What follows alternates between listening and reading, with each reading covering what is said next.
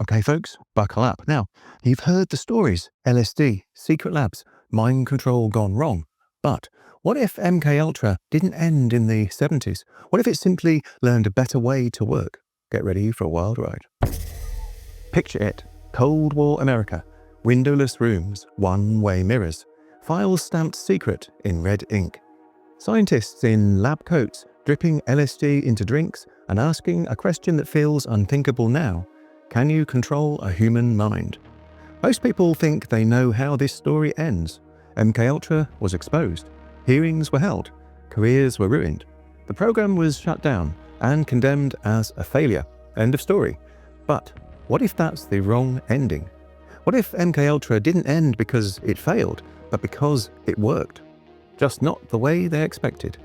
What if the problem wasn't that mind control was impossible, but that it was inefficient?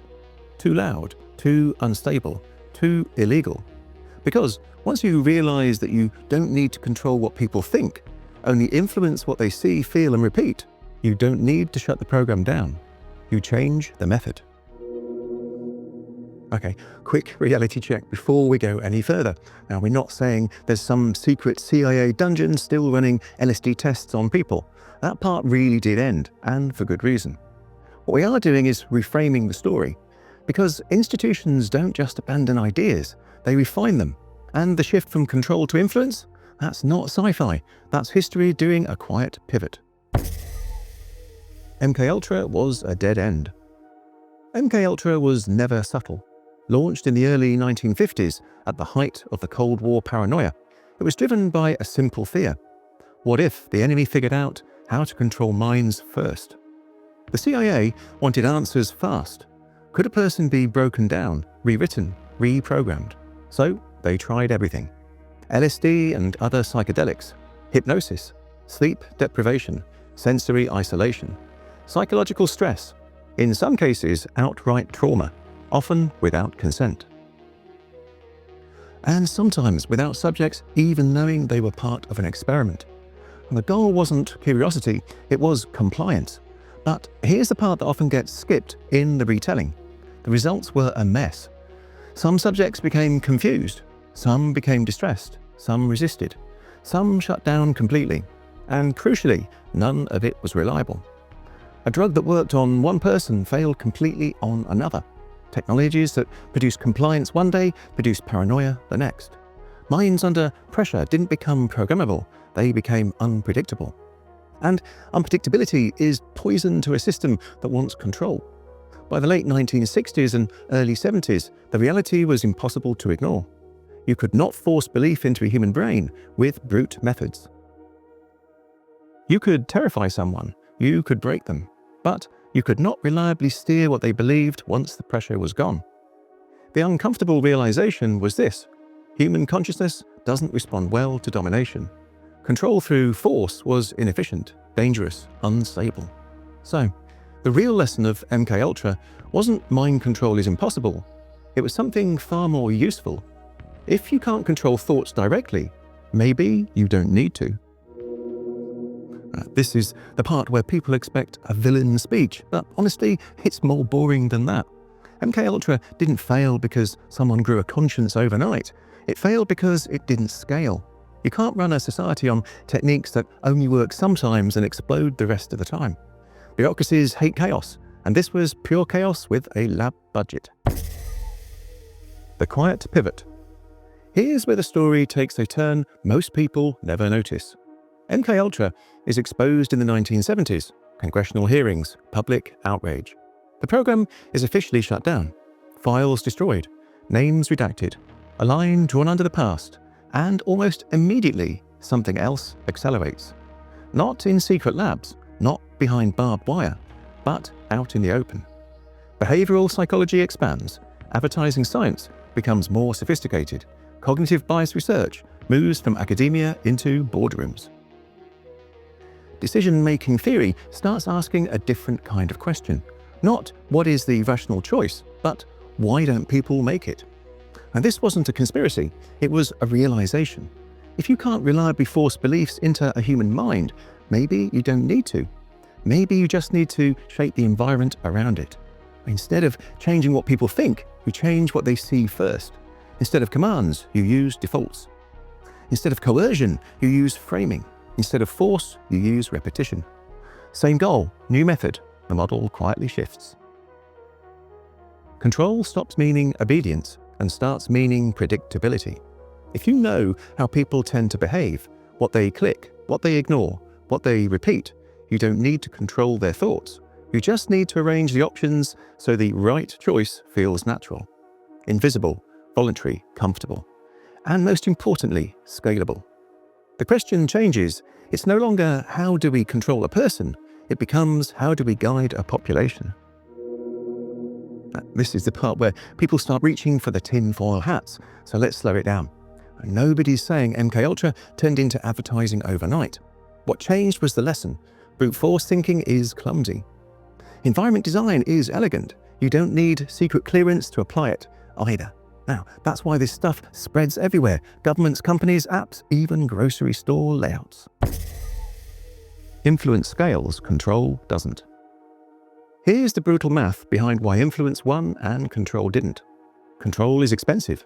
It requires force, secrecy, risk, and constant maintenance. The moment pressure is removed, the effect collapses.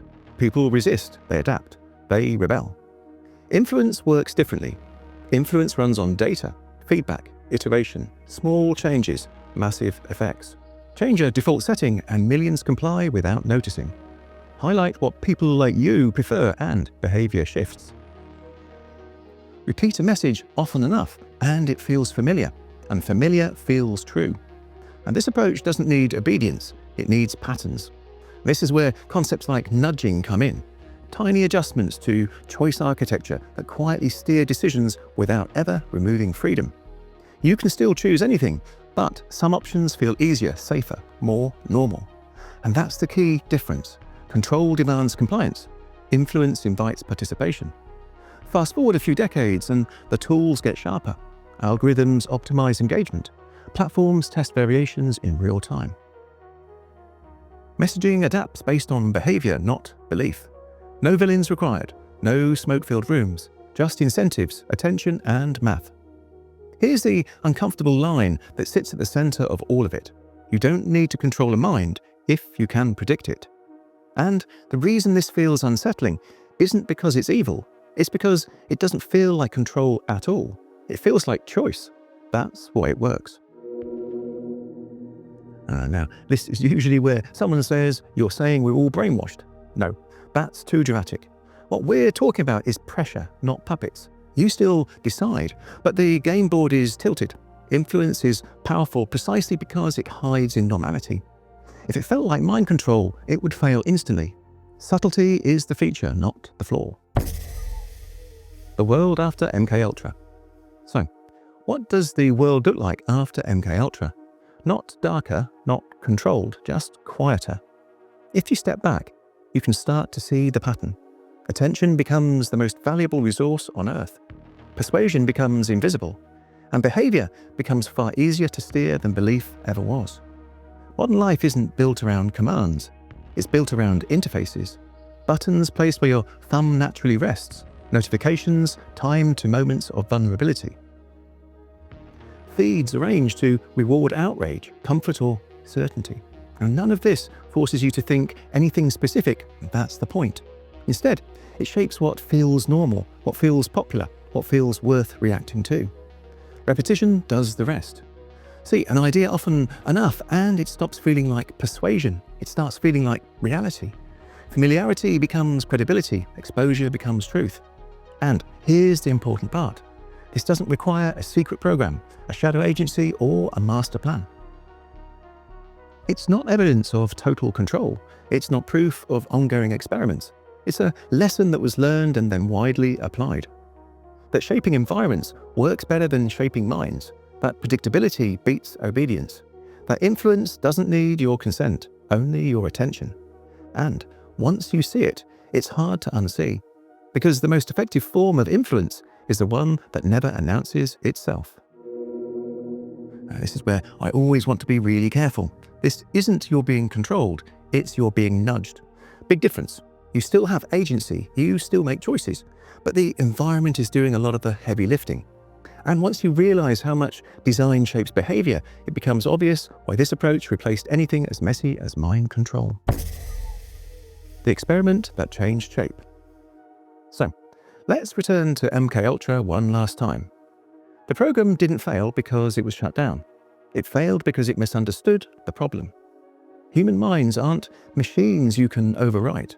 They're systems that adapt, resist, and fracture under force. MKUltra proved that control through domination is unreliable, unstable, and unsustainable. But in proving that, it revealed something far revealing, that you don't need to control individuals to shape outcomes.